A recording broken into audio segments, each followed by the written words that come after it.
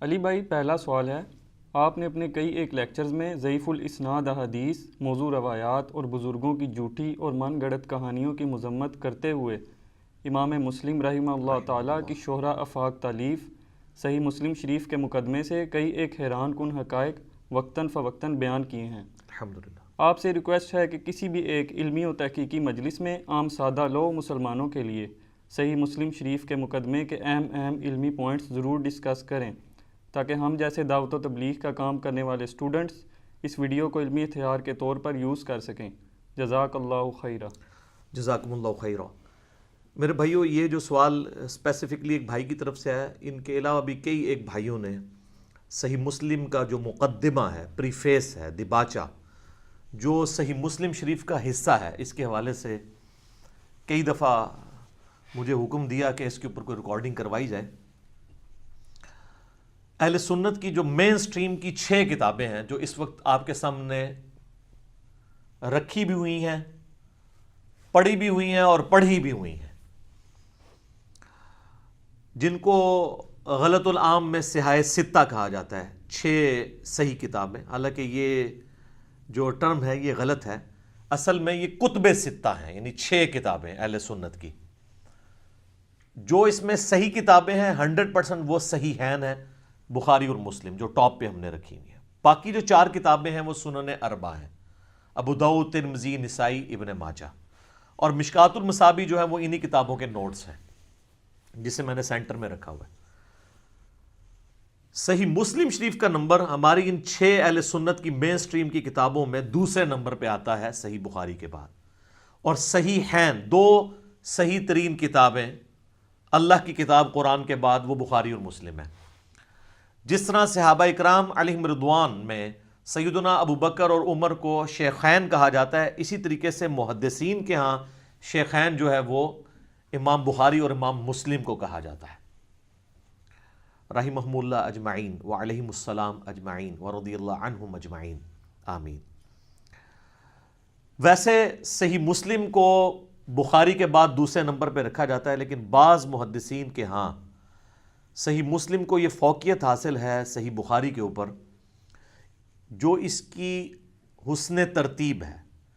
صحیح بخاری میں آپ کو ایک حدیث کے مختلف جو طرق ہیں، مختلف چینز، یعنی نبی علیہ السلام سے ایک صحابی نے سنا، پھر اس نے آگے 10 تابعین کو سکھایا، ہر تابعی نے 10 تبع تابعین کو، یوں جو چینز چلتی ہیں جنہیں ہم طرق کہتے ہیں، یہ سکیٹرڈ فارم میں ہے صحیح بخاری کے اندر۔ مثلا حدیث قرطاس، وہ کاغذ قلم والی جو سیدنا عمر والی مشہور حدیث ہے، جس پہ میرا مسئلہ نمبر 55B ریکارڈڈ ہے، وہ آپ کو کتاب العلم چیپٹر میں بھی ملے گی۔ امام بخاری اس ثبوت میں لے کے آئے ہیں کہ نبی علیہ السلام اپنے مبارک زمانے میں حدیثیں لکھوایا کرتے تھے، اور نبی علیہ السلام کے وفات والے چیپٹر کے اندر بھی لے کے آئے، چونکہ اس میں نبی علیہ السلام کی وفات کی خبر بھی موجود ہے۔ اس کو انہوں نے ایٹ لیسٹ 7-8 مقامات کے اوپر اس حدیث کو مختلف چیپٹرز میں ریپیٹ کیا ہے، لیکن امام مسلم جب یہ حدیث لے کے آتے ہیں نا تو اس کے سارے طرق ایک جگہ پہ جمع کرتے ہیں۔ یہ صحیح مسلم کی خوبی ہے کہ آپ کو سکیٹرڈ فارم میں نہیں۔ ویسے تو اب سافٹ ویئرز نے مسئلے حل کر دیے، ہمارے پاس جو مکتبۃ شاملہ ہے اس میں جب کوئی بخاری کی حدیث آتی ہے نا تو اس کے اینڈ میں وہ حدیث جس نمبر پہ مختلف چیپٹرز میں آئی ہے وہ نمبر بھی لکھے ہوتے ہیں، لیکن یہ تو آج کا مسئلہ ہے نا، پہلے تو بڑا مشکل تھا۔ تو یہ امام مسلم کو اللہ تعالیٰ نے اس حوالے سے ایک فہم و فراست دی کہ انہوں نے ایک صحیح بخاری میں ویلیو ایڈیشن کی۔ یہ کریڈٹ بھی خیر امام بخاری کو جاتا ہے، کیونکہ وہ ٹرینڈ سیٹر ہیں۔ سب سے پہلے انہوں نے یہ ٹرینڈ سیٹ کیا کہ صرف صحیح الاسناد حدیث کو ایک جگہ جمع کیا جائے، اور مزے کی بات ہے امام مسلم جو ہیں وہ امام بخاری کے شاگرد ہیں، اور عام شاگرد نہیں، لاڈلے ترین شاگرد ہیں۔ اور مجھے تو خیر ان کے ناموں کے ساتھ بھی بڑی عقیدت ہے۔ امام مسلم کا نام ہی مسلم ہے، تو ہم تو بار بار یہی کہہ رہے ہیں، نہ میں وابی نہ میں بابی، میں ہوں مسلم علمی کتابی۔ پھر ان کی کنیت ابو الحسین ہے، ٹھیک ہے جی، اور ان کے صوفیاء کے امام کی کنیت کیا ہے؟ ابو یزید بستامی، وہ بھی 261 ہجری میں فوت ہوئے ہیں، اور میرے امام بھی 261 ہجری میں فوت ہوئے ہیں۔ اور امام بخاری دیکھیں ان کا نام ہی محمد ہے، محمد بن اسماعیل، اور کنیت ہے ابو عبداللہ، ٹھیک ہے۔ تو ماشاء اللہ تعالی یہ 2 بڑے امام شیخین حدیث کی فیلڈ میں ان کے پائے کا کوئی نہیں ہے الحمدللہ. اور اللہ نے کتنی بڑی ان سے خدمت لی ہے. اللہ تعالیٰ ان کی قبر کو نور سے بھر دے اور ان کے کاموں کا بہترین اجر انہیں عطا فرمائے. آمین ثم آمین. اب میرے بھائیوں، صحیح مسلم میں جو سٹینڈرائز نمبر کیے گئے ہیں بیروت اور علماء حرمین کی جانب سے، پہلے تو آپ کو پتا ہے امام بخاری امام مسلم نے جو کتابیں لکھی تھی اس میں حدیثوں کے نمبر نہیں تھے. ایون قرآن کی جو آپ پرانے نسخے اٹھائیں گے نا، جو مصحف عثمانی کے، اس میں بھی آپ کو آیات کی نمبرنگ نہیں ملے گی کہ پہلی آیت یہ ہے دوسری یہ ہے. یعنی اگر آپ کسی صحابی سے یہ پوچھیں کہ سورۃ المؤمن کی آیت نمبر 60 کیا ہے تو ان کو نہیں پتا ہوگا. یہ ان کا کوئی عیب نہیں ہے، اس زمانے میں یہ ہوتا ہی نہیں تھا. ہاں آیت پڑھیں گے تو وہ پہچان لیں گے کہ ہاں جی ادعونی استجب لکم، اے میرے بندو مجھ سے سوال کرو میں قبول کروں گا. تو یہ آیت جو ہے وہ سورہ المومن کے اندر موجود ہے، لیکن اس کا نمبر 60 ہے یہ ان کو نہیں پتا ہوگا کیونکہ اس وقت نمبرنگ نہیں تھی، بعد میں نمبرنگ کی گئی. احادیث کی نمبرنگ آ کے بالکل ریسنٹلی آلموسٹ آج سے 40-50 سال پہلے ہوئی ہے. اس سے پہلے حدیث آپ ابھی بھی جو درسی کتابوں میں حدیث پڑھائی جاتی ہیں نا، بڑی بڑی کتابیں، ان میں نمبرنگ کوئی نہیں ہے حدیثوں کی، وہ ڈائریکٹ چلتی ہیں. بال یہ شکر ہے کہ آج کا ماڈرن دور تھا، سافٹ ویئرز بننے تھے، مکتبۃ الشاملہ بنا، اسلام 360 بنا، ایزی قرآن و حدیث بنا، لوگوں کے لیے سرچ کرنا آسان ہو گیا اور اب سٹینڈرائز نمبرنگ ہو چکی ہے اس کی. ایون ابھی بھی اردو زبان میں بعض لوگ چھاپتے ہیں نا، مثلا بخاری انہوں نے 3 جلدوں میں چھاپ دی، تو پہلی جلد کا نمبر اگر 1896 پہ ختم ہوا ہے تو دوسری پھر وہ 1 سے شروع کر دیتے ہیں، تو وہ کنٹینیوس نمبرنگ نہیں ہوتی. لیکن جو سٹینڈرائز نمبرنگ ہے نا، جسے ہم انٹرنیشنل نمبرنگ کہتے ہیں، یہ بھی خیر اب اس کی بھی ہسٹری ہے، یہ لفظ کیسے پڑ گیا.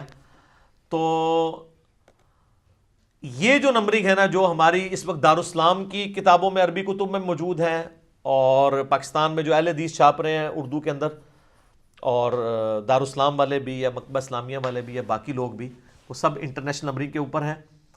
تو مزے کی بات ہے کہ صحیح بخاری میں بھی انٹرنیشنل نمبرنگ کے مطابق 7563 احادیث ہیں، اور صحیح مسلم میں بھی 7563 ہیں. یہ انہوں نے آنر کیا کہ اس کی نمبرنگ ایسے ایڈجسٹ کی ہے کہ دونوں کی برابر برابر ہیں، 7563 بخاری میں بھی اور مسلم میں بھی. اس میں ظاہر احادیث کی مختلف طرق کی وجہ سے تکرار ہے، وہ تکرار ختم کر دیا جائے تو کم نمبر آ جائے گا. اور وہ فواد عبد الباقی نے کیا کہ انہوں نے صحیح مسلم میں یہ سارے تکرار ختم کر کے تو اس کی ریوائز نمبرنگ کی. اس میں نمبرنگ ہے 3033، یعنی 7563 کو وہ 3033 پہ لے آئے. اور شیخ زبیر صاحب نے جو مشکات کی تحکیم کی ہے وہ اس نمبرنگ کے اوپر کی ہے. لیکن اس نمبرنگ کا مسئلہ یہ ہے کہ اس میں کنٹینیوشن نہیں ہے، پی ڈی ایف اس کے مطابق اویلیبل نہیں ہے، لہٰذا لوگوں کے لیے پرابلم ہوتی تھی. تو پھر اسلام 360 میں نے کنٹینیوس نمبرنگ ڈلوائی. دارالاسلام نے دونوں نمبرنگ پیرلل میں چلائی ہے، حالانکہ کنٹینیوس نمبرنگ ہی ہونی چاہیے. اب ایک حدیث کے اگر انہوں نے ایک حدیث کے 6 طرق ہے نا، تو 6 کے 6 کو ملا کے ایک ہی نمبر دیا ہوا ہے، تو ظاہر ہے وہ پھر کنفیوژن ہو جاتی ہے اس حوالے سے. تو بہرحال اس وقت الحمدللہ جو ہمارے پاس اسلام 360 ہے اس کے اندر کنٹینیوس نمبرنگ ہے، اور پی ڈی ایف جو اویلیبل ہے ہماری ویب سائٹ ahlsunnatpak.com پہ، وہ بھی کنٹینیوس 1 سے لے کے 7563 تک جاتے ہیں. تو یہ اکثر لوگ مسلم شریف کی نمبرنگ کے بارے میں پوچھ رہے ہوتے ہیں کہ یہ وہ نمبر ہی نہیں میچ کرے. نمبر کہاں سے میچ کریں جب آپ کنٹینیوس نمبرنگ دیکھیں گے، اور الحمدللہ اب کنٹینیوس نمبرنگ ہمارے سافٹ ویئرز میں بھی آ گئی ہے. بل میرے نزدیک امام مسلم کا سب سے بڑا جو کارنامہ ہے نا، وہ انہوں نے جو مقدمہ لکھا ہے. یہ لفظ مقدمہ ہے، دال کے نیچے زیر ہے اور دال پہ تشدید ہے. مقدمہ ہم اردو میں بول دیتے ہیں، لفظ مقدمہ ہے، یعنی کوئی چیز آنے والی ہو تو اس سے پہلے اس کی جو تمہید بنائی جاتی ہے، پریفیس یا دباچہ لکھا جاتا ہے. تو امام مسلم نے صحیح مسلم کے سٹارٹ ہی میں کتاب الایمان چیپٹر، جو پہلا چیپٹر باندھا ہے، اس کو شروع کرنے سے پہلے المقدمہ لکھا اپنی کتاب کا، جو اللہ کا شکر ہے مسلم شریف کا حصہ ہے، وہ الگ سے نہیں ہے. اور یہ وہ خصوصیت ہے جو اسے 6 کی 6 کتابوں سے ممتاز کر دیتی ہے. باقی کسی نے اپنا مقدمہ اس لیول پہ نہیں لکھا. امام بخاری نے تو لکھا ہی نہیں ہے، باقیوں نے بھی چند ایک کلمات لکھے ہیں. امام مسلم نے 92 روایات لی ہیں، اور 93 نمبر حدیث جو ہے نا، وہ کتاب الایمان میں پہلی حدیث ہے، حدیث جبرائیل. علیہ السلام جو وہ انسانی شکل میں آ کے نبی علیہ السلام سے سوال کرتے ہیں. 92 روایات، 92 روایات، احادیث بھی ہیں، آثار بھی ہیں، لیکن محدثین کے ہاں سب کو حدیث نمبر ہی کہا جاتا ہے. حدیث کہتے ہیں بات کو، ایون صحابی کا تابعی کا قول بھی ہوگا تو وہ حدیث کے ساتھ لکھا جاتا ہے. بعض لوگ کہتے ہیں حدیث کہہ دیتے ہیں. حدیث محدثین کے ہاں یہ ریناؤنڈ ہے، تابعی کا قول بھی حدیث کہا جاتا ہے، لیکن وہ کیا ہوتا ہے، نبی علیہ السلام تک ہو تو حدیث مرفوع، صحابی تک جائے گا تو حدیث موقوف، یعنی ان تک موقوف ہے، اور اس طریقے سے آگے چلتا ہے معاملہ. تو یہ امام مسلم نے جو مقدمہ لکھا ہے نا جی، یہ کمال ہے جو اس کو باقی کتابوں کے اوپر فوقیت دیتا ہے.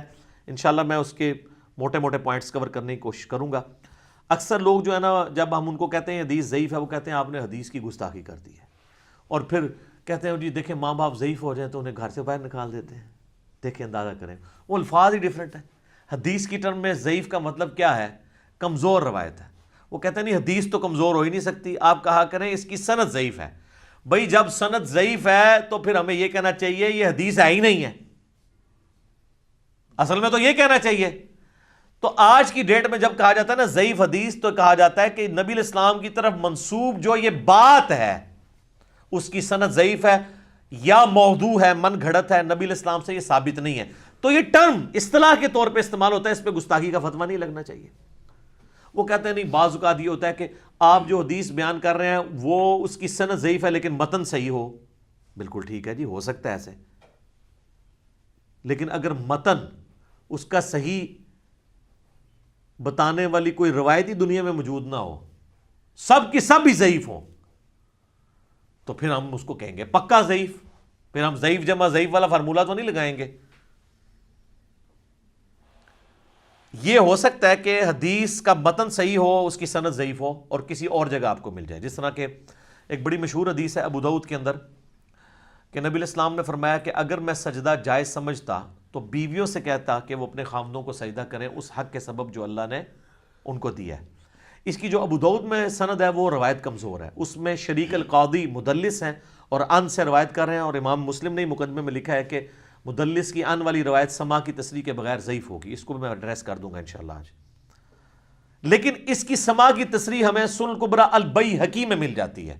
وہاں پہ جو ہے نا وہ شریک القاضی نے جو ہے وہ حدثنا اور اخبرنا کے ذریعے روایت کیا، ان سے نہیں کیا، تو لہٰذا ہم اس کی بنیاد پہ اس حدیث کے متن کو درست کہہ دیتے ہیں. آج کی ڈیٹ میں ہم کہتے ہیں کہ جی یہ جو سنن ابی داؤد کی حدیث ہے انٹرنیشنل نمبر کے مطابق 2140 اور مشکات میں بھی ہے 3266، یہ روایت بالکل صحیح ہے. امام بیہقی اس کی پوری سند لے آئے ہیں. تدلیس والا سکم انہوں نے ختم کر دیا. لیکن اگر کسی کی کوئی صحیح سند مل ہی نہ رہی ہو، سکم دور ہی نہ ہو رہا ہو، پھر تو ہم اس کے بارے میں نہیں کلیم کر سکتے نا. یہ امام مسلم نے جناب جو مقدمہ لکھا ہے نا، اتنے پیشن کے ساتھ لکھا ہے، وہ سارا تو ہم 3 گھنٹے لگ جائیں تو کور نہ ہو. میں چند موٹے موٹے پوائنٹس کور کروں گا. اس کو آپ کو سننے کے بعد یہ اندازہ ہوگا کہ امام مسلم اس زمانے میں وہ راگ لاپ رہے ہیں کیا، کہ مرنے سے پہلے ہے مسلمان. کر لے اس پہ غور. کتابوں کا خدا اور ہے، بابوں کا خدا اور. یقین کریں یہ یعنی پورا مقدمہ سننے کے بعد آپ کو آئیڈیا ہوگا کہ وہ یہی کہنا چاہ رہے ہیں آج کے دور میں جس طرح ہم یہ بات کر رہے ہیں کہ آپ علم حدیث کو صحیح اسناد کے ساتھ لے کے چلیں. قصے، کہانیاں، اور ایون وہ تو اس لیول تک گئے ہیں، انہوں نے کہا ہے کہ چاہے حلال و حرام کا مسئلہ ہو، چاہے فضائل اعمال کا مسئلہ ہو، چاہے ترغیب اور ترہیب کا مسئلہ ہو، یعنی وعیدیں سنانا یا فضائل سنانا، کسی بھی ایشو کے اندر ضعیف حدیث وہ کہتے ہیں ایکسیپٹیبل نہیں ہے، اور وہ کہتے ہیں صحیح حدیثیں ختم ہو گئی ہیں کہ ہم یہ کام کرنے شروع کر دیں. یعنی امام مسلم اس معاملے میں بڑے سخت تھے. اگرچہ اس زمانے میں کچھ لوگ ضعیف روایتوں کو فضائل میں لے لیتے تھے، لیکن آج اگر وہ لوگ زندہ ہوتے نا تو وہ دیکھتے کہ ان کی اس کمزوری نے امت کو کس جگہ آ کے پھینکا ہے. تو امام مسلم میں سمجھتا ہوں اپنے دور کے جینیس تھے. انہوں نے اس وقت یہ چیز آبزرو کر لی کہ یہ امت کا بیڑا غرق ہو جائے گا، اور انہوں نے اس میں جگہ جگہ یہ بات ہائی لائٹ بھی کی ہے. یہ ضعیف حدیثیں صرف فضائل تک نہیں رہتی، پھر اس سے لوگ عقیدے بھی بناتے ہیں. اور بعض اوقات ایسی ہماری کتابوں میں روایتیں آ گئی ہیں جن روایتوں کو اگر ہم صحیح اور ضعیف کا فرق نہیں کریں گے تو اپنے ایمان سے ہاتھ دھو بیٹھیں گے. جس طرح کہ ایک مشہور حدیث میں نے اکثر پیش کی ہے مسند امام احمد سے، اور امام بخاری کی الادب المفرد میں بھی موجود ہے. امام بخاری کا کلیم صرف صحیح بخاری کے بارے میں ہے، اس کے علاوہ باقی کتابوں کے بارے میں ان کا کلیم نہیں ہے کہ میں ساری صحیح اسناد کے ساتھ لے کے آ رہا ہوں. بس نالج انہوں نے جمع کیا ہے، اسناد کے اوپر بحث ہو جاتی ہے. جس طرح کہ پرانے زمانے میں آپ لوگوں نے تو خیر آپ کو یاد نہیں ہوگا، جب ہم چھوٹے چھوٹے تھے کیلکولیٹر ہمیں یوز کرنے کی اجازت نہیں ہوتی تھی، تو ہم لاگ کے سوال جو ہے نا اس کے لیے لاگرتھم کی الگ سے بک ملتی تھی، وہاں سے ہم دیکھ کے تو ویلیو ڈالتے تھے. تو محدثین نے اسماء و رجال کا پورا علم ڈیولپ کیا ہے، وہاں سے آپ جج کر لیتے ہیں. محدثین یہ سمجھتے ہیں جب ہم نے اسناد لکھ دی تو ہم بے فکر ہو گئے، لوگ خود جج کریں گے، اس میں ضعیف راوی آیا تو وہ چھوڑ دیں گے. احمد بن حنبل کئی راویوں سے مسند احمد میں حدیثیں لے کے ہیں اور وہ خود ان راویوں کو ضعیف بھی مانتے ہیں، لیکن نالج جمع کیا. اس کا یہ مطلب نہیں کہ وہ ان روایتوں کی تصحیح کرنا چاہ رہے ہیں. تو الادب المفرد میں بھی مسند احمد میں موجود ہے، اور مشکات میں اس کا نمبر ہے 4902، عصبیت اور مفاخرت والے چیپٹر کے اندر، تیسری جلد کے اندر. نعوذ باللہ من ذالک. بڑے یعنی اب حدیث ظاہر ہے وہ حدیث کے ساتھ ہی لکھی ہوئی ہے، لیکن وہ ضعیف روایت ہے. حسن بصری مدلس ہیں اس میں، جو تابعی ہیں اور ان سے روایت کر رہے ہیں اور سما کی تصریح نہیں ہے، لہذا روایت تو ضعیف ہے، لیکن حدیث کی کتابوں میں تو موجود ہے. جو کہتے ہیں حدیث تو حدیث ہوتی ہے، چاہے وہ ضعیف ہو یا صحیح، ڈگری تو ڈگری ہوتی ہے، چاہے اصلی ہو یا جعلی. تو اس میں الفاظ ہیں نبی الاسلام کی طرف منسوب ہے کہ آپ نے فرمایا کہ جو شخص اپنے جاہلی نسب پر فخر کرے کہ میں فلاں زمانہ جاہلیت میں فلاں اونچے خاندان سے تعلق رکھتا ہوں، تو تم ایسے شخص کو کہو کہ تو اپنے اس نسب پہ فخر کرتا ہے تو اپنے باپ کی شرمگاہ کاٹ کے اپنے منہ میں رکھ لے. کتنے عجیب و غریب اور یعنی بے حیائی پہ مبنی الفاظ ہیں. نبی الاسلام کی تو مبارک زبان یہ ہوتی نہیں تھی. اور آگے اس سے بھی خطرناک الفاظ ہیں کہ اس سے یہ اشارے کنائے میں بات نہ کرو، ڈائریکٹ کہو کہ جا اپنے باپ کی وہ کاٹ شرمگاہ اور اپنے منہ میں رکھ لے اگر تجھے اپنے باپ کے نسب کے اوپر فخر ہے. تو نعوذ باللہ یہ حدیث نبی الاسلام کی ہو سکتی ہے؟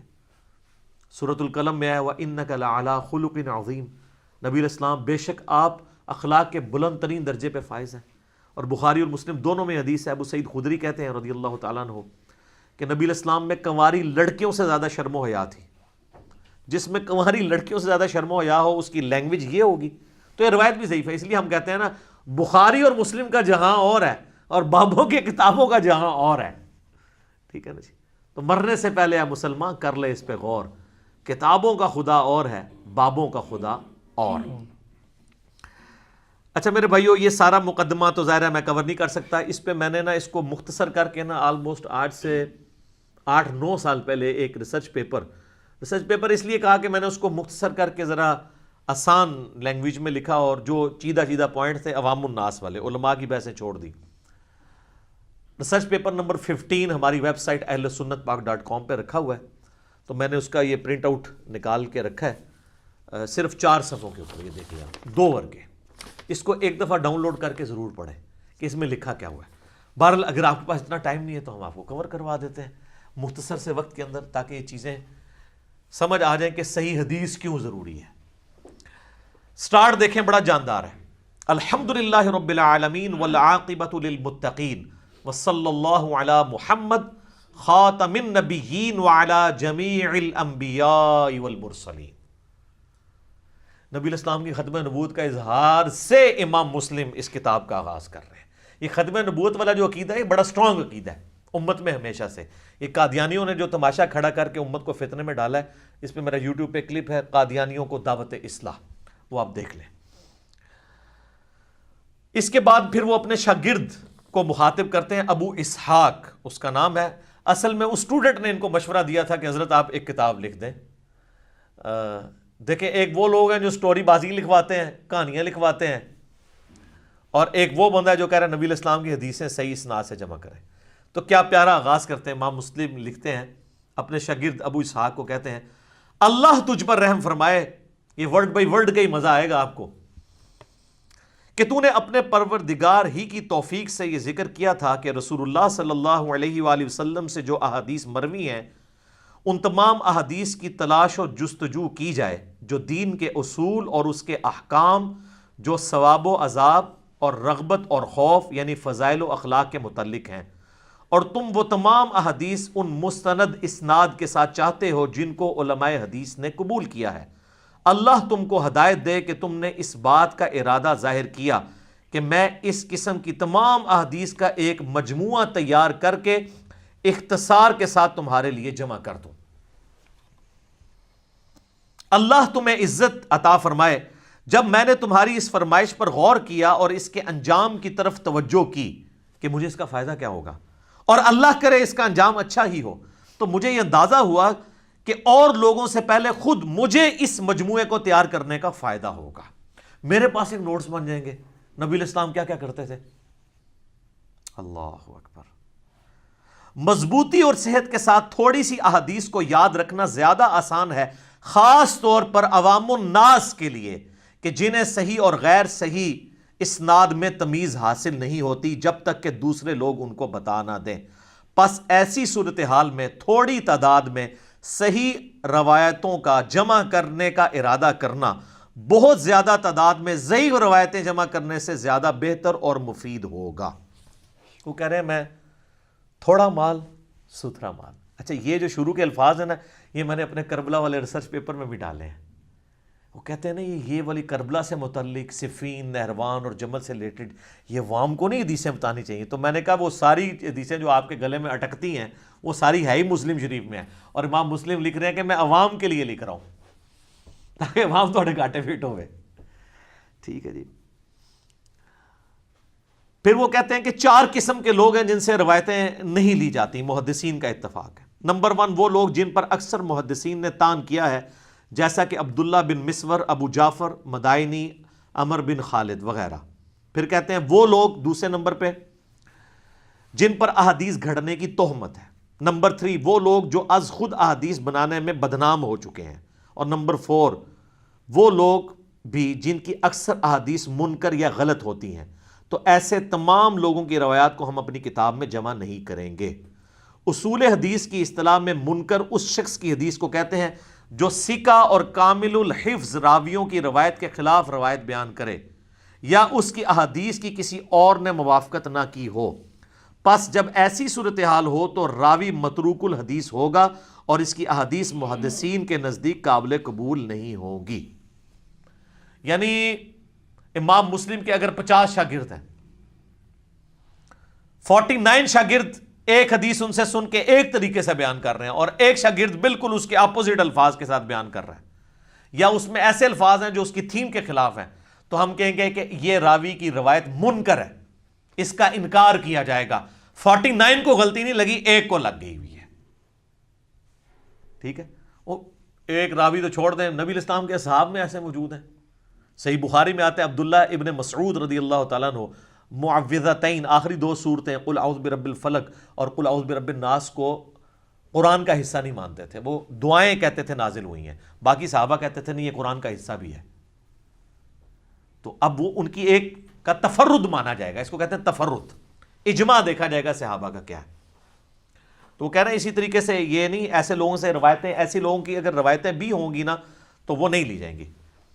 اور اس کی مثال دیتے ہیں کہ اسی طرح کہ اگر تم کسی کو دیکھو کہ وہ امام زہری جیسے بزرگ شخص یا ہشام بن عروہ جیسے عظیم شخصیت، یہ دونوں تابعین ہیں، ایک تابعی ایک تبع تابعی ہے، جن کی روایات اہل علم کے ہاں بہت مشہور پھیلی ہوئی ہیں، ان سے کوئی ایسی روایت بیان کرے جس روایت کو ان کے مشہور شاگردوں میں سے کسی نے بیان نہ کیا ہو اور یہ راوی صحیح روایات میں ان کے مشہور شاگردوں کا شریک بھی نہ رہا ہو، تو ایسے راوی کی حدیث قبول نہیں ہوگی، چاہے وہ راوی ثقہ بھی ہو، کہ اس نے اپنے سے ثقہ لوگوں کی مخالفت کر دی ہے. آگے وہ لکھتے ہیں، میں یہ اسکپ کر کے جو امپورٹنٹ پورشن ہے، ہم نے روایات حدیث کے سلسلے میں محدثین کے مذہب کو بیان کر دیا ہے تاکہ جو لوگ اصول حدیث سے واقف نہیں ہیں ان میں سے اہل توفیق کو یہ ابتدائی معلومات حاصل ہو جائیں. اے میرے شاگرد عزیز، ان تمام مذکورہ بالا باتوں کے بعد اللہ تجھ پر رحم کرے.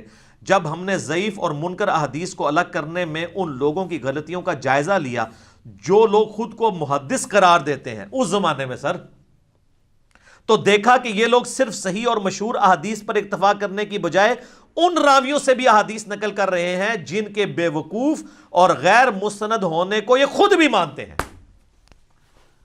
اب عام لوگوں کی تو جرت نہیں ہے کہ یہ وہ کس کے اوپر تان کر رہے ہیں.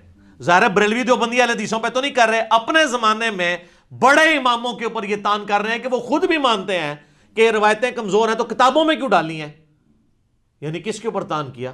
احمد بن حنبل پہ، ابن ابی شیبہ پہ، عبدالرزاق کے اوپر، لیکن بڑے کنٹرول الفاظ میں نام نہیں لکھے. تو اب میں نے نام لے دیے ہیں اور مجھے اس کا کوئی خطرہ بھی نہیں ہے کہ میرے اوپر کہ کسی نے توہین کر دی ہے. اگر یہ کہنا توہین کی ہے تو ان سے پوچھ لو کہ وہ کون تھے، وہ کوئی تقی عثمانی صاحب کا نام لے رہے ہیں، ڈاکٹر تعلق قادری کا لے رہے ہیں اپنے زمانے میں، جنہوں نے ان کے زمانے میں کتابیں لکھی ہیں اور انہوں نے مستند اور غیر مستند ایک جگہ جمع کر دی ہیں، یہ مانتے ہوئے بھی، حالانکہ ان کی نیت اپنی جگہ یہ تھی کہ یار ہم نے الگ سے تو بتا دیا. امام مسلم کہتے تھے کتاب الگ سے کس نے پڑھنی ہے.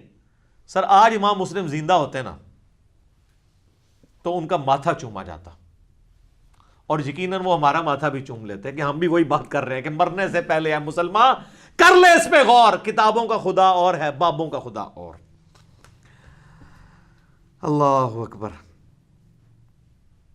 کہتے ہیں چونکہ اب جو لوگ مجہول اور ضعیف اسناد کے ذریعے ان منکر روایات کو نقل کر کے خامیوں سے ناواقف عوام میں پھیلا رہے ہیں، تو ہمارے دل میں یہ احساس پیدا ہوا کہ اے شاگرد عزیز، ہم تیری صحیح احادیث کی جمع کرنے کی فرمائش کو پورا کر دیں.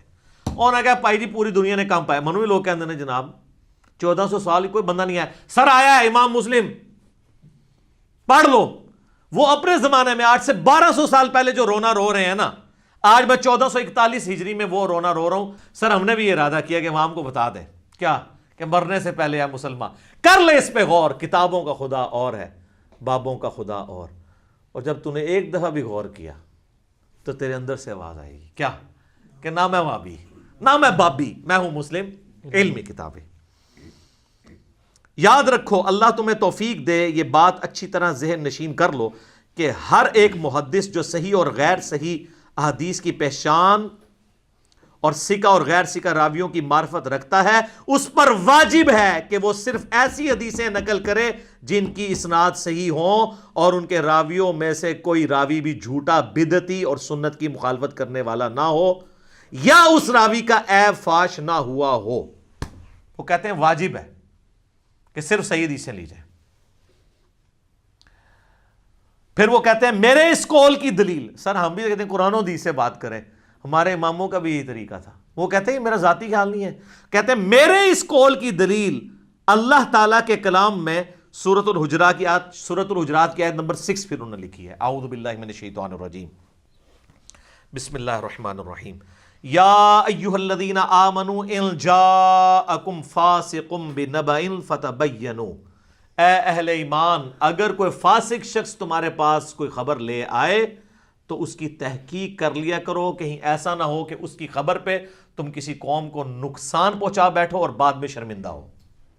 اس کا شان نزول یہ ہے کہ ولید بن عقبہ، یہ وہی ہے جو حضرت عثمان کی شہادت کا سبب بنا، جو ان کا رشتے میں بھائی بھی لگتا تھا، جس کے بارے میں مسلم شریف میں آتا ہے اس نے شراب پی کے نماز پڑھائی تھی اور صحابہ مخالف ہو گئے تھے. وہ شہادت عثمان کے اصلی اسباب آپ کربلا والے ریسرچ پیپر میں پڑھ لیجئے گا، اردو میں بھی، عربی میں بھی، انگلش میں بھی، ہندی میں بھی. ریسرچ پیپر نمبر 5 بھی، یہ آپ ہمارے اہل سنت پاک.com سے ڈاؤن لوڈ کر لیجئے گا.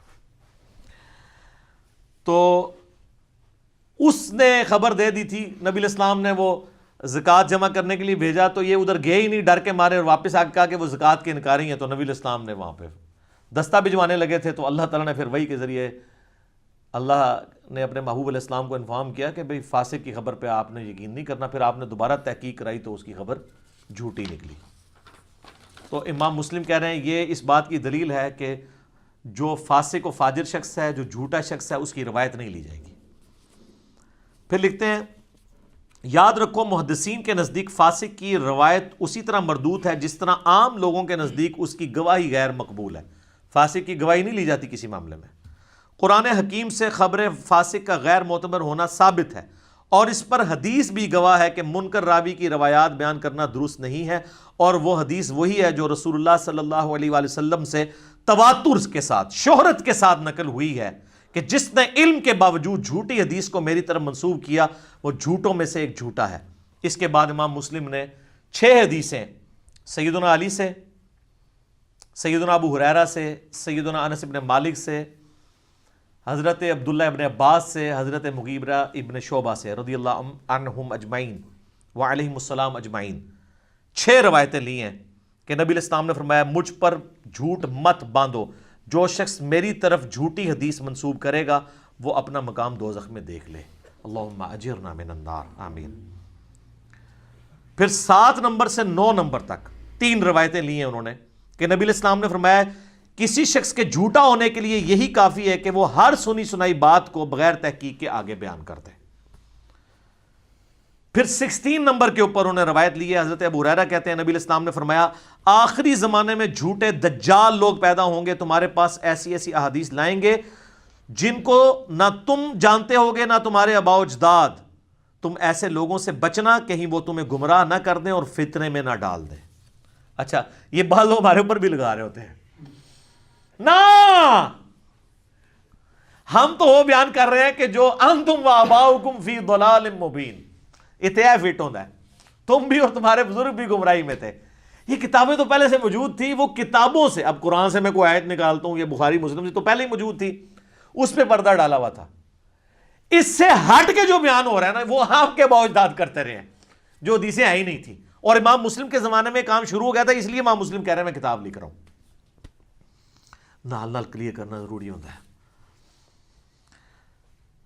پھر 17 نمبر پہ حضرت عبداللہ ابن مسعود کا قول، کہ عبداللہ ابن مسعود کہتے ہیں کہ بعض اوقات شیطان انسانی شکل میں آ کر لوگوں میں جھوٹی حدیث بیان کر دیتا ہے۔ جب لوگ منتشر ہو جاتے ہیں تو ایک آدمی کہتا ہے کہ میں نے ایک ایسے بات شخص سے حدیث سنی ہے جس کی شکل سے تو میں واقف ہوں لیکن میں نام نہیں جانتا، اور وہ شیطان ہوتا ہے۔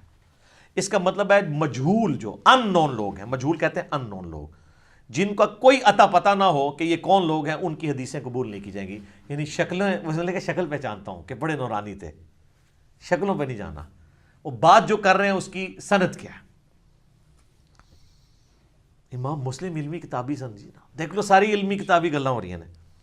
پھر 21 نمبر کے اوپر لے کے آتے ہیں مجاہد تابعی کا قول، ابن عباس کے شاگرد ہیں۔ وہ کہتے ہیں کہ ابن عباس نے فرمایا کہ ایک وہ وقت تھا کہ جب کوئی شخص ہم سے کہتا تھا کہ رسول اللہ نے فرمایا صلی اللہ علیہ وآلہ وسلم، تو ہماری نظریں جھک جاتی تھیں اور ہم بڑے توجہ سے وہ حدیث سنتے تھے۔ لیکن جب سے لوگوں نے ہر طرح کی روایتیں بیان کرنا شروع کر دی ہیں تو ہم صرف اسی حدیث کو سنتے ہیں جس کو ہم پہلے سے جانتے ہوں۔ اگر ہم پہلے سے نہ جانتے ہوں تو ہم حدیثوں کو قبول نہیں کرتے۔ یعنی ابن عباس کہہ رہے ہیں میرے زمانے میں یہ حدیثیں گھڑنی شروع کر دی ہیں۔ تو وہ کون لوگ گھڑ رہے تھے؟ ایٹ لیسٹ تابعین، یعنی جو قانوناً تابعین تھے۔ ظاہر یہودوں نے سارا تو نہیں تھے، مسلمانوں میں ہی تھے نا۔ ظاہر آج کی ڈیٹ میں تو کوئی نہیں کسی پہ منافقت کا فتویٰ لگا سکتا، ظاہری کلمے کا احترام ہوگا۔ 22 نمبر پہ لے کے آتے ہیں ابن ابی ملیکہ تابعی کا قول۔ وہ کہتے ہیں میں نے حضرت ابن عباس کو لکھا کہ میرے پاس کچھ احادیث لکھوا کر پوشیدہ طور پر بھجوا دیں۔ میں بڑا حیران تھا کہ یہ وہ کیوں کہہ رہے ہیں کہ چھپ چھپا کے، سر یہ آل امیہ کا دور ہے، اور وہ ابن ابی ملیکہ ابن عباس سے حدیثیں منگوا رہے ہیں مولا علی کی، چونکہ وہ نبی علیہ السلام کے اہل بیت میں سے، یہ آپ کو پتہ چل جائے گا۔ وہ ہم تو پھر گل وچ کوئی اور پتہ چل جاتا ہے نا کیا ہے۔ کہتے ہیں چھپا کے مجھے نا آپ وہ حدیثیں بھجوا دیں۔ تو حضرت ابن عباس نے فرمایا میں اس لڑکے کے لیے احادیث کے لکھے ہوئے ذخیرے میں سے صحیح احادیث کو ہی منتخب کر کے بھیجوں گا۔ پھر ابن عباس نے سیدنا علی کے کیے ہوئے فیصلے منگوائے، چونکہ مسلمانوں کے خلیفہ رہے تھے وہ، اور ان میں سے بعض باتیں لکھنے لگے اور بعض باتوں کو دیکھ کر فرماتے جاتے تھے اللہ کی قسم علی نے یہ فیصلہ نہیں کیا، اگر وہ ایسا کرتے تو وہ خود بھی راہ راست سے بھٹک جاتے۔ یعنی ابن عباس نے یہ کہا کہ حضرت علی کی وفات کے بعد ان کے علم کو بھی لوگوں نے پلیوٹ کر دیا، اس میں اور باتیں شامل کر لی۔ تو حضرت علی کا علم بھجوانا چاہ رہے تھے تو چھپ چھپا کے آل امیہ سے، یہ وجہ تھی۔ کربلا ہر جگہ آتی ہے جی۔ 24 نمبر پہ ابو اسحاق فرماتے ہیں کہ حضرت علی کی وفات کے بعد جب لوگوں نے ان کے کیے ہوئے فیصلوں کو نکال کر دیکھا تو سیدنا علی کے ساتھیوں میں سے ایک ساتھی نے کہا اللہ ان کو تباہ و برباد کرے، انہوں نے کتنا قیمتی علم بگاڑ ڈالا ہے۔ پھر آگے مغیرہ ابن شعبہ کا قول لے کے آئے امام مسلم کے، وہ کہتے ہیں کہ حضرت علی کا علم اگر سیکھنا ہے تو عبداللہ ابن مسعود کے شاگردوں سے سیکھو، وہ امین ہے مولا علی کے علم کے۔ پھر 27 نمبر روایت میں ابن سیرین کہتے ہیں کہ پہلے لوگ اسناد کی تحقیق نہیں کرتے تھے، لیکن جب دین میں بدعات اور فتنے داخل ہوئے تو لوگوں نے کہا کہ اپنی اپنی سند بیان کرو، پس جس حدیث کی سند میں اہل سنت راوی ہوں تو وہ حدیث قبول کر لیتے تھے، اور اگر سند میں اہل بدعت کو دیکھتے تو چھوڑ دیتے۔ تو یہ اہل سنت کا ورڈ صحابہ کی موجودگی میں اسٹیبلش ہو چکا تھا، اہل سنت۔ تو ابن سیرین کہہ رہے ہیں اہل سنت کی حدیثیں لی جائیں گی، اہل بدعت کی نہیں، اور وہ کہتے ہیں سند چیک کی جائے گی۔ اچھا اس میں مولویوں نے کہا سند سے مراد ہماری ڈگری ہے، تو ہماری ڈگریاں زمانے جو ہوتی ہیں نہیں، سند سے مراد چین ہے کہ کس نے کس سے سنا، کس نے کس سے سنا، کس نے کس سے سنا۔ وہ کہتے ہیں ہماری بھی چین جاتی ہے نبی اسلام تک. چین آپ کی نبی اسلام تک جا رہی ہے, حدیث تو آپ ایک بھی بیان نہیں کرتے, بابوں کے اقوال بیان کرتے ہیں. اشرف تھانوی صاحب لکھتے ہیں, احمد بریلوی صاحب لکھتے ہیں. جو نبی اسلام تک بھی کوئی بیان کرے نا, وہ ہم بیان کر رہے ہوتے ہیں کہ یہ بخاری میں ہے, یہ مسلم میں ہے. جب بخاری مسلم تک آپ کو پہنچا دیا تو امام بخاری کی سند نبی علیہ السلام تک ہے. یعنی امام بخاری کہتے ہیں سب سے بیسٹ سند یہ ہے کہ میں نے سنا احمد بن حنبل سے, احمد بن حنبل نے سنا محمد بن ادریس الشافعی سے, انہوں نے سنا امام مالک بن انس سے, اور انہوں نے سنا امام نافع سے, اور نافع نے عبداللہ بن عمر سے, اور عبداللہ بن عمر نے نبی علیہ السلام سے. یہ پوری چین. جب ہم بخاری مسلم کے حوالے دیتے ہیں تو ہماری بخاری تک سند ہونا ضروری نہیں ہے. بخاری مسلم کے اوپر تو اجماع امت ہے. شاہ ولی اللہ دہلوی نے بھی حجت اللہ البالغہ میں لکھا. جب ان تک ہم نے پہنچا دیا, ان کی سند اوپر تک جائے گی. 30 نمبر پہ لے کے آئے عبداللہ بن زکوان, اپنے والد سے روایت کرتے ہیں جو تابعی تھے. وہ کہتے ہیں میں نے مدینہ شریف میں 100 ایسے تابعین کو پایا ہے جن کے نیک سیرت ہونے پہ سب متفق تھے, مگر انہیں حدیث روایت کرنے کا اہل نہیں سمجھتے تھے, اور ان کی حدیث قبول نہیں کی جاتی تھی. یعنی نیک ہونے پہ بھی اتفاق تھا, اور اس میں بھی اتفاق تھا کہ حدیث نہیں ان سے لینی, یہ ان کی فیلڈ ہی نہیں ہے. جیسے ہم کئی علماء کہتے ہیں یہ اختلافی موضوعات آپ سے اوپر کی چیز ہے, آپ یہ بتایا کریں سبحان اللہ کے اوپر اتنی نیکیاں ملتی ہیں, اس سے زیادہ آپ نہیں یہ کام کر سکتے. یہ جہاں اور ہے, یہ کتابوں کا جہاں ہے, یہ ایک وکھرا جہاں ہے. ٹھیک ہے نا جی. 32 نمبر پہ لے کے آتے ہیں وہ عبداللہ بن عثمان فرماتے ہیں میں نے عبداللہ بن مبارک کو فرماتے ہوئے سنا کہ اسناد دین کا حصہ ہے, اگر دین میں سند نہ ہو تو ہر شخص اپنی مرضی کا دین بیان کرے گا. وہ کہتے ہیں جی دیکھا ڈگری حصہ ہے, او بھائی اللہ کے بندے, یہ اسی طریقے سے تراویاں ہو گیا, 20 انج نہیں تراوی پڑھتا. یہ اسناد کیا ہے وہ آگے اس روایت میں آتا ہے 32 نمبر میں. ابو اسحاق کہتے ہیں کہ میں نے عبداللہ بن مبارک کے سامنے ایک حدیث بیان کی, اور حدیث کیا تھی کہ نبی علیہ السلام نے فرمایا نیکی کے بعد نیکی یہ ہے کہ کوئی شخص اپنے لیے نماز پڑھے تو ساتھ اپنے ماں باپ کے لیے بھی نماز پڑھ لے, اور جب اپنے لیے روزہ رکھے تو اپنی ماں باپ کی طرف سے بھی ایک روزہ رکھ لے. یہ تو لاگی کہانی رہی ہے, یہ تو قرآن کے خلاف ہے. لا تزر وازرۃ وزر اخرى, کوئی جان دوسری جان کا بوجھ نہیں اٹھائے گی. اچھا عبداللہ بن مبارک نے یہ حدیث جب سنی نا تو انہوں نے فرمایا یہ حدیث کس کی روایت میں ہے؟ میں نے کہا شہاب بن خراش نے روایت کی ہے. تو عبداللہ بن مبارک نے فرمایا وہ تو ثقہ ہے, یعنی صحیح راوی ہے. پھر انہوں نے کہا کہ شہاب نے کس سے روایت کی ہے؟ میں نے کہا حجاج بن دینار سے. انہوں نے کہا وہ بھی ثقہ ہے. تو انہوں نے فرمایا کہ حجاج نے کس سے روایت کی ہے؟ تو میں نے کہا کہ وہ کہتا ہے کہ رسول اللہ نے فرمایا. تو عبداللہ بن مبارک نے فرمایا اوے ابو اسحاق, حجاج اور رسول اللہ کے درمیان تو اتنا طویل جنگل ہے جس کو طے کرتے کرتے اونٹوں کی گردنیں تھک جائیں گی. یعنی نبی علیہ السلام اور اس کے درمیان اتنا زمانہ ہے کہ زمانہ طے ہی نہیں ہو سکتا. حجاج اگرچہ ثقہ راوی ہے لیکن وہ بھی نہیں کہہ سکتا کہ رسول اللہ نے فرمایا. تو تواڈے بابے کی تو کہہ سکتے ہیں, حضرات نے فرماتے ہیں, بزرگ فرماتے ہیں, علماء نے فرمایا ہے, بزرگوں کا کہنا ہے. عبداللہ بن مبارک کہہ رہے ہیں کہ حجاج وہ بھی اگر کہتے ہیں رسول اللہ نے فرمایا, حجاج بن یوسف نہیں ہے, ایک تبع تابعی ہے, تو وہ کہہ رہے ہیں راوی ثقہ ہے لیکن وہ اس کی بات نہیں مانی جائے گی جب تک وہ سند پوری نہ کرے نبی علیہ السلام تک. تو یہ سند یہ ہے, ڈگری نہیں ہے. ڈگری کا تو حال یہ ہے کہ بریلویوں کی ڈگری کو دیوبندی کہتے ہیں جعلی, دیوبندیوں کہتے ہیں بریلوی والے ڈگری کو کہتے ہیں جعلی, ہم تو کہتے ہیں دونوں ٹھیک کہتے ہیں, بس اتنا ہی کہنا چاہیے. اچھا جی, تو انہوں نے بتایا نہیں روایت منقطع ہے.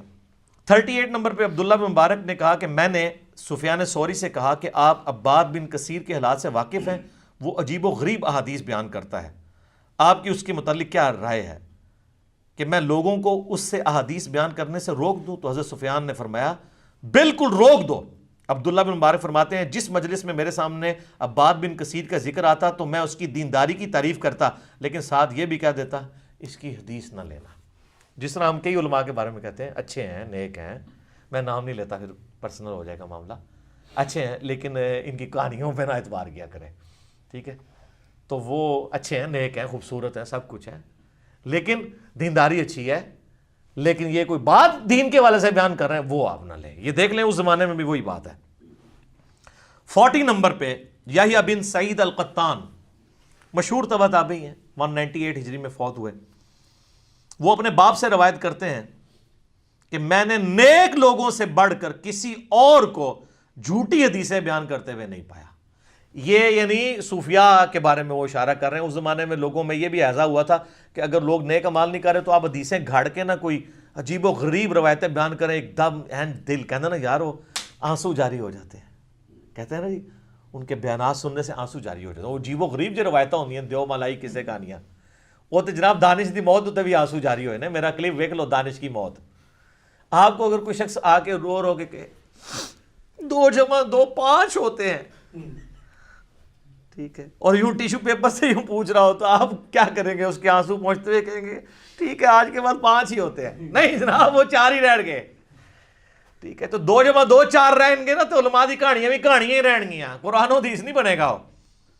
تو کہتے ہیں میں دینداری کی اور جناب میں بھی آپ کے سارے بزرگان دین کی دینداری کی تعریف کرتا ہوں, لیکن میں ساتھ یہ بھی کہتا ہوں کہ کہانی باسن دین ڈاؤن سے لیں, ویسے تعریف کریں کہ سونی شکل, سونی پگڑی, سونی داڑھی, بس یہ تعریف کریں. ٹھیک ہے, بڑا اچھا چہرہ, سیلفیاں کھنچوائیں, سب کچھ کریں, لیکن دین کی کوئی بات نہ لیں. جو یہ دیکھیں ہمارے اسلاف نے ہمیں بتایا, اور یہ وہ اسلاف ہیں جن کو سارے مانتے. 54 نمبر پہ وہ لیتے ہیں کہ سفیان بیان کرتے ہیں کہ لوگ جابر بن یزید الجوفی سے اس کے عقیدہ باطلہ کے اظہار سے پہلے احادیث بیان کیا کرتے تھے, لیکن جب اس نے اپنے باطل عقیدے کو ظاہر کیا تو لوگوں نے اس کی حدیث کو مشکوک قرار دے دیا اور اس سے روایتیں لینا چھوڑ دیں. جب سفیان سے کہا گیا کہ اس نے کس باطل عقیدے کا اظہار کیا تھا تو انہوں نے کہا رجعت کے عقیدے کا. یہ بعد میں آ جائے گا یہ کیا عقیدہ تھا. امام ابو حنیفہ رحمہ اللہ کا قول ہے تاریخ بغداد میں صحیح سند سے کہ میں نے جابر الجوفی سے بڑا کذاب روح عرض پہ نہیں دیکھا. یہی وہ شخص ہے. اور عطا بن ابی رباح سے زیادہ نیک شخص دنیا میں نہیں دیکھا, جس کی وجہ سے ہم سمجھتے ہیں کہ امام ابو حنیفہ تبع تابعی تھے, کیونکہ عطا بن ابی رباح تابعی تھے, ورنہ وہ صحابی کا نام لیتے کہ سب سے نیک میں نے اس کو دیکھا. اور ان کے لیے پھکی ہے کہ کشف المحجوب میں علی بن عثمان اجویری صاحب نے امام حنیفہ کو تابعین میں نہیں تبع تابعین میں ڈالا ہوا ہے. تو وہ بھی مانتے تھے, حالانکہ وہ خود حنفی ہیں, بلکہ وہ کہتے ہیں میں نے خواب میں حضور کی زیارت کی ہے. ابو حنیفہ والے چیپٹر میں لکھتے ہیں کہ نبی علیہ السلام نے امام حنیفہ کو اپنی گود میں اٹھایا ہوا, مجھے کہا کہ یہ تیرا امام ہے, اور خانہ کعبہ شریف کے سین کے اندر. اور یہ واقعہ علی اجویری صاحب سے تذکرۃ الاولیاء میں لے کے نقل کیا ہے فرید الدین عطار نے بھی امام حنیفہ والے چیپٹر کے اندر. تو وہ اتنے پکے حنفی ہو کے اور نبی علیہ السلام سے خواب بھی بیان کر رہے ہیں اور وہ بھی کہہ رہے ہیں وہ تبع تابعی ہے. تو تابعی والا معاملہ ان کی کہانی ہے. 55 نمبر پہ جراح بن ملیح کہتے ہیں کہ میں نے جابر بن یزید الجوفی, وہی شخص, اس سے سنا کہ وہ کہتا تھا کہ میرے پاس امام باقر ابو جعفر محمد بن علی بن حسین سے روایت کی گئی رسول اللہ کی 70,000 احادیث موجود ہیں, اور کہانی کراندہ سی ہو. 58 نمبر پہ آتا ہے سفیان بیان کرتے ہیں کہ میں نے سنا کہ ایک آدمی نے جابر الجوفی سے کہا کہ یہ بتاؤ یہ قرآن کی جو آیت ہے, آیت نمبر 80 سورہ یوسف کی, فَلَنْ أَبْرَحَ الْأَرْضَ حَتَّى يَأْذَنَ لِي أَبِي أَوْ يَحْكُمَ اللَّهُ لِي وَهُوَ خَيْرُ الْحَاكِمِينَ.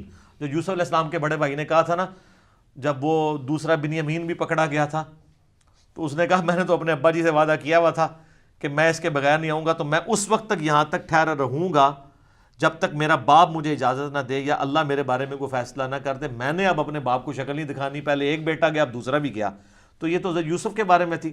تو اس کی تفسیر جب جابر جوفی سے پوچھی گی تو آج کل آپ ذاکرین کو دیکھتے ہوں گے کوئی آیت پکڑ کے ادھر کدھر ٹھوک دیتے ہیں. ان کے بڑے بھی یہی کرتے تھے, یہ بڑا رافضی تھا.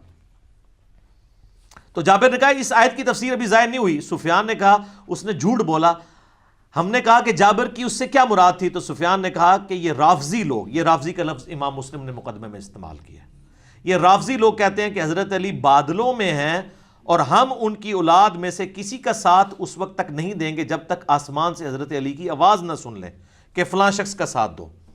جابر اس آیت کی جھوٹی تفسیر میں یعنی رجت کا باطل عقیدہ ثابت کیا کرتا تھا, حالانکہ یہ آیت تو یوسف علیہ السلام کے بھائیوں کے بارے میں. وہ کہتے ہیں وہ جو بھائی کہہ رہے ہیں وہ آسمان سے حضرت علی کہیں گے کہ ہاں جی فلاں کے یعنی امام مہدی کا ساتھ ہم نے اس وقت دینا ہے, یا کسی بھی امام کا جو ہے وہ اس کا قیام حکمران کے خلاف ہم اس وقت مانیں گے جب حضرت علی ہمیں آواز دیں گے. وَلِعَوْذُ بِاللَّهِ تعالی. 64 نمبر پہ حضرت حمام نے کہا کہ ابو داؤد العامہ حضرت قتادہ کے پاس آئے تو ابو داؤد العامہ تو جب وہ چلے گئے تو لوگوں نے کہا کہ اس شخص کا دعویٰ ہے کہ وہ 18 بدری صحابہ سے ملا ہے.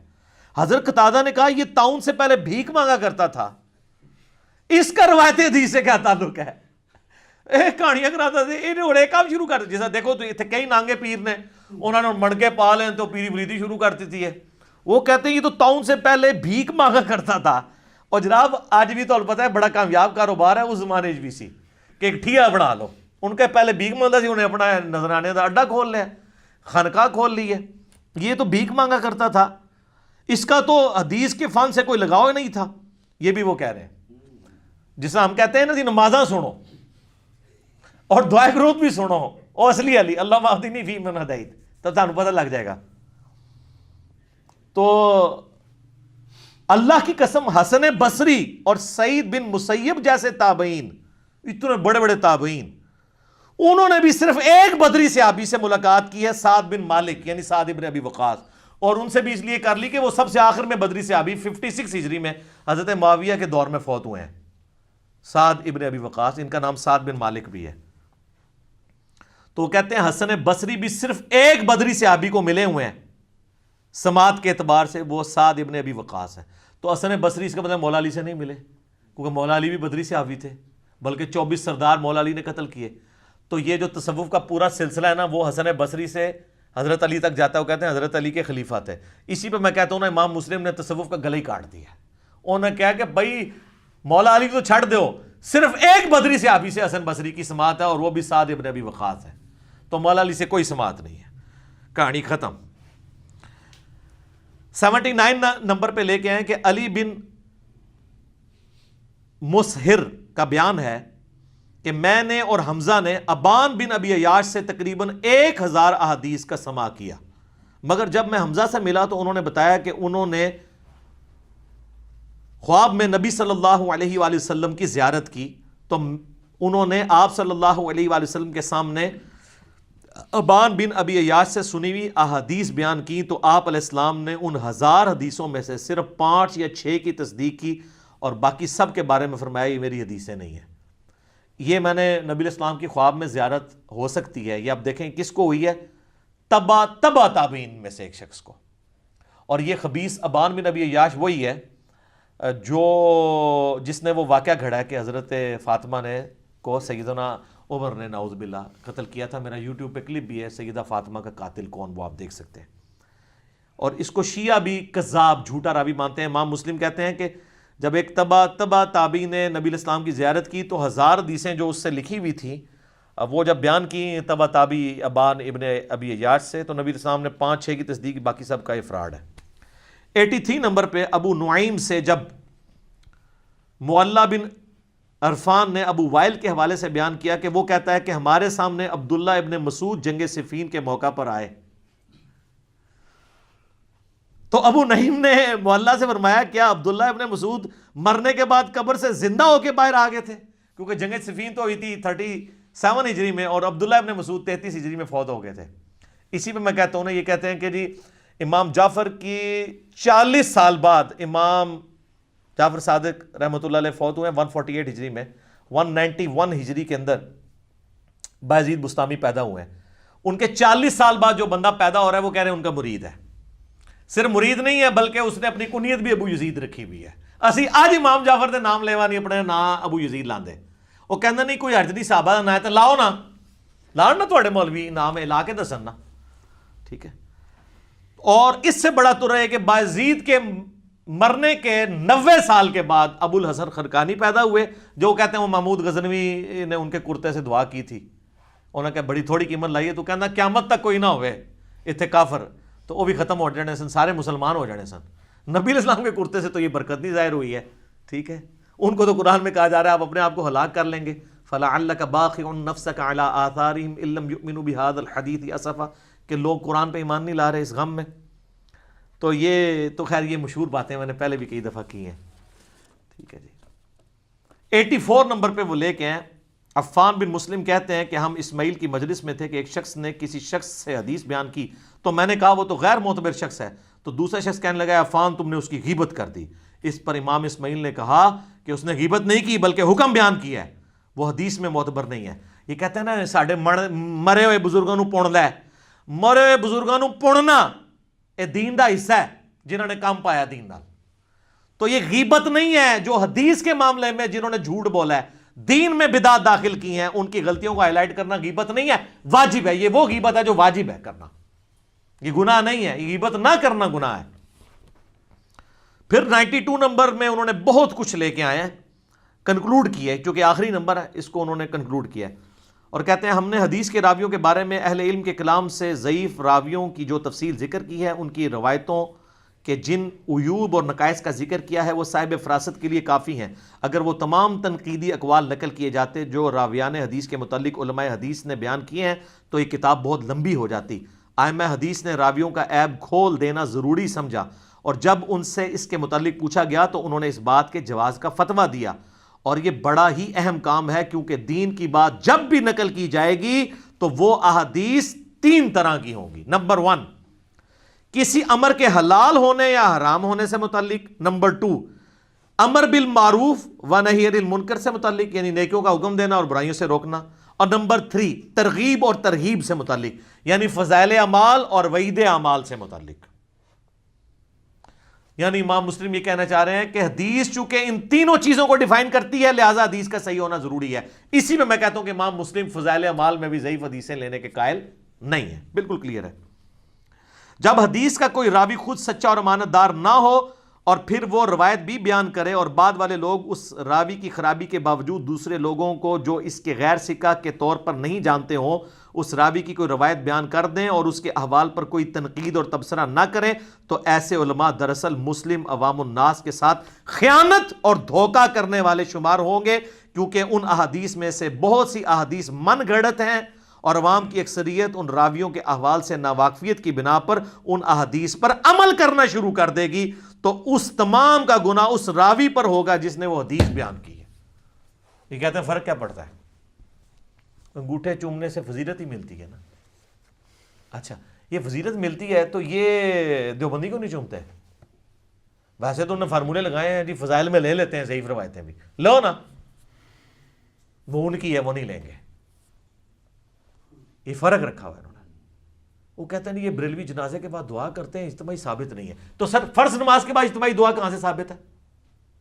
وہ کہتے ہیں بزرگوں نے جاری کی ہے. تو صرف تواڈے بزرگوں کو اختیار ہے, انہوں نے اپنے نے, اللہ دے فضل انہوں نے اپنے ٹھیر نے جو مرضی کرنا. پاپوں کا جہاں اور ہے, کتابوں کا جہاں اور. مرنے سے پہلے ہے مسلمان کر لے اس پہ غور, کتابوں کا خدا اور ہے, بابوں کا خدا اور. دیکھیں کتنا سخت فتوے امام مسلم کے. اعلیٰ کنکلوژن ہونا ہے, صحیح حدیث جن کو معتبر اور ثقہ راویوں نے بیان کیا ہے اس قدر کثرت کے ساتھ موجود ہیں کہ ان کی موجودگی میں ان باطل اور من گھڑت روایات کی مطلقاً ضرورت ہی باقی نہیں رہتی. یعنی وہ کہہ رہے ہیں فضائل مال پڑھنا بند کرو, بخاری مسلم تو درس دو. آج دے زمانے سے یہ کہہ رہے ہیں. اس تحقیق کے بعد میں نہیں سمجھتا, یہ میں نہیں, امام مسلم نے میں کیا فتویٰ نہ لانا, کہ کوئی بھی شخص اپنی کتاب میں مجہول, غیر ثقہ اور غیر معتبر راویوں کی احادیث نقل کرے گا, خصوصاً جب کہ وہ سند حدیث سے واقف بھی ہو, سوائے اس شخص کے کہ جو لوگوں کے نزدیک اپنا کثرت علم ثابت کرنا چاہے اور اس مقصد کے حصول کے لیے وہ باطل اور من گھڑت اسناد کے ساتھ بھی حدیث پیش کرنے میں ذرا خوف اور ہچکچاہٹ محسوس نہ کرے, تاکہ لوگ اس کے وسیع علم اور زیادہ روایتیں جمع کرنے پر اسے داد دیں. لیکن جو شخص بھی ایسے باطل طریقے کو اختیار کرے گا تو اہل علم اور عقل مند لوگوں میں ایسے عالم کی کوئی وقت اور عزت باقی نہ رہے گی, اور ایسا شخص عالم کہلوانے کے بجائے جاہل کہلوانے کا زیادہ حقدار ہے. سارے مفتی اعظم پاکستان امام مسلم نے کہا جاہل نے, ویسے تو ہے بھی کہہ رہے نقال نے. نقال یہ نہیں فقہ کی ٹرم ہے, یہ صرف فتوے نقل کرتے ہیں اپنے بابوں کے, خود سے نہیں کوئی کر رہے ہوتے کام. تو امام مسلم کہہ رہے ہیں یہ ضعیف روایتیں یہ سب کے سب جاہل ہیں. پھر انہوں نے لکھا ہے کہ مرسل کوئی شے نہیں ہے, یعنی تابعی کے رسول اللہ نے فرمایا جب تک سند بیان کرے گا ریجیکٹڈ ہے. یہ تو اکثر یہ فقہ حنفی چل رہی تابعین کے اقوال کے اوپر ہے, اور جب مرفوع حدیث خلاف آتی ہے کہتے ہیں تابعین نے بھی تو کسی صحابی کی صحبت کی ہوگی. تو امام مسلم نے دستا ہے بھی شیطان بھی آ کے بیان کر جاتا ہے, وہ شیطان کی صحبت کی ہوگی جناب, وہ صحابی ہوئے گا پر وہ شیطان دا, نبی علیہ السلام دا نہیں. پھر انہوں نے لکھا ہے کہ جو راوی تدلیس کرنے میں مشہور ہو اس کے بارے میں محدثین یہ تحقیق ضرور کرتے ہیں کہ جس شیخ کی طرف روایت کی نسبت کر رہا ہے فی الواقع اس راوی نے اس شیخ سے وہ حدیث سنی ہے یا صرف اس کی طرف تدلیس کی نسبت کر دی ہے، جبکہ حقیقت میں حدیث کسی اور سے سنی ہے، اور اس وقت یہ تحقیق کرنے کا مقصد تدلیس کے مرض کو دور کرنا ہے، تاکہ اگر واقعی اس راوی نے سند میں تدلیس کی ہو تو اس سند کا عیب ظاہر ہو جائے، لیکن جو راوی مدلس نہ ہو تو ائمہ حدیث اس راوی کی سماع کی تحقیق نہیں کرتے۔ ٹھیک، پھر انہوں نے حمد و صلوات کے بعد اس مقدمے کو مکمل کیا ہے۔ یہ وہ تدلیس والا مسئلہ انہوں نے اینڈ پہ جا کے ڈسکس کیا ہے کہ اگر راوی مدلس نہیں ہے اور وہ ان سے روایت کرتا ہے کہ میں فلاں سے روایت کرتا ہوں، کرے، کوئی عرض نہیں، کیونکہ وہ لازمی ہے کہ وہ سماع کے ساتھ کرتا ہے۔ لیکن جس کا مدلس ہونا ثابت ہو جائے، آلموسٹ 300-350 راوی ہیں صرف جو مدلس تھے، جو ان سے روایت کرتے تھے بیچ میں سند کو عالی کرنے کے لیے، تاکہ نبی علیہ السلام ان کے درمیان واسطہ تھوڑا رہ جائے، 2-3 کو سکپ کر کے تو بیچ میں ڈائریکٹ۔ لیکن اس کا نقصان یہ ہوتا تھا کہ بعض اوقات بیچ والے راوی جو ہیں وہ ضعیف بھی ہو سکتے ہیں، تو ہم کیسے جج کریں گے؟ تو محدثین نے اصول بنایا کہ مدلس اگر ان سے روایت کرے گا، جب تک وہ سماع کی تصریح نہیں کرتا روایت نہیں مانی جائے گی، کیونکہ پتہ ہی نہیں اس نے کس سے سنا ہے۔ تو روایت ہو سکتا منقطع ہو، یا وہ راوی ضعیف ہو، اس کو چھپا رہا ہو۔ تو محدثین اسے بڑا برا جانتے ہیں، لیکن جائز سمجھتے ہیں اس حوالے سے کہ وہ لوگ ہوتے ثقہ تھے، صدوق تھے، وہ ان والی روایت کو اخبرنا یا حدثنا کے ساتھ بیان نہیں کرتے تھے، ہوتے سچے تھے، ورنہ تو وہ کہہ دیں کہ میں نے فلاں سے سنا ہے، لیکن ان کو بھی ڈر لگتا تھا کہ اللہ کو جان دینی ہے، جان اللہ کو دینی ہے، او وزیر علی نہیں، واقعی اللہ نے جان دینی ہے، تو وہ ان سے روایت کرتے تھے کہ فلاں سے روایت ہے، تو راوی کو چھوڑ دیتے تھے بیچ میں سے۔ امام شعبہ خیر اس کو بہت برا جانتے ہیں، وہ کہتے ہیں میں زنا سے بدتر تدلیس کو سمجھتا ہوں، لیکن تدلیس کو ایز اے فن وہ مانتے تھے، اور وہ کہتے تھے اگر قتادہ سے میں بیان کروں نا